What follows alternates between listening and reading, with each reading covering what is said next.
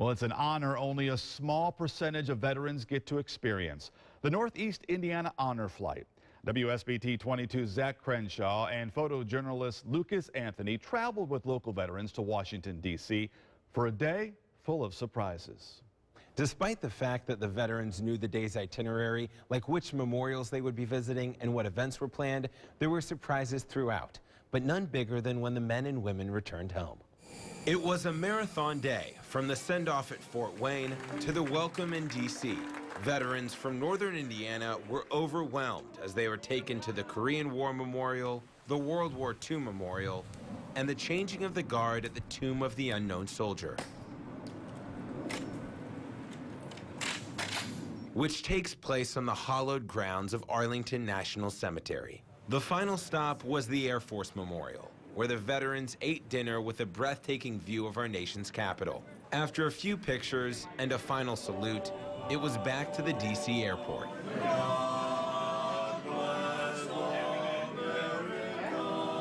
After the musical send-off, it was back to the plane. As flight volunteers shouted names, many veterans weren't sure what was happening.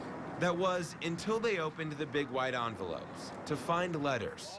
Some were from family members, others from elementary students. In the glow of their overhead light, they read the letters, many with misty eyes. Then they landed. As they exited the small Fort Wayne terminal, many expected to see a spouse and grandchild or two waiting. That wasn't the case. I thought maybe a few hundred people, but nothing like this. It was a hero's welcome for the men and women that embody the word. More hands than they could shake, more salutes than they could return, and more thank yous than they could process. Unbelievable how they treated us and what we saw. American flags lined the way, indoors and out. For the veterans, it was hard to put into words. I can't describe it. Hard to say. Very difficult to say. I can't tell you. It's very deep, and I've got to keep going or I'm going to cry. I can't express it. I mean, I've never had that kind of welcoming before.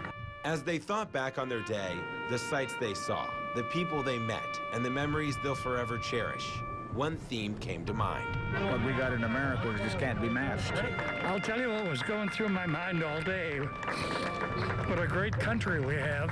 And on this day, the country was able to say thank you to the men and women that helped make it so great. You can't believe what it means to me.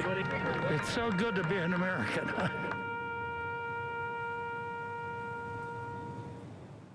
And organizers of these flights are hoping to create more great days for veterans from our area. The Northeast Indiana Honor Flight has a number of trips each year and are hoping more World War II and Korean War veterans will sign up. If you or someone you know may be interested, or if you want to make a donation, we have information on our website, wsbt.com. You can also see the first part of our story on the website as well. Reporting in the studio, Zach Crenshaw, WSBT 22 News.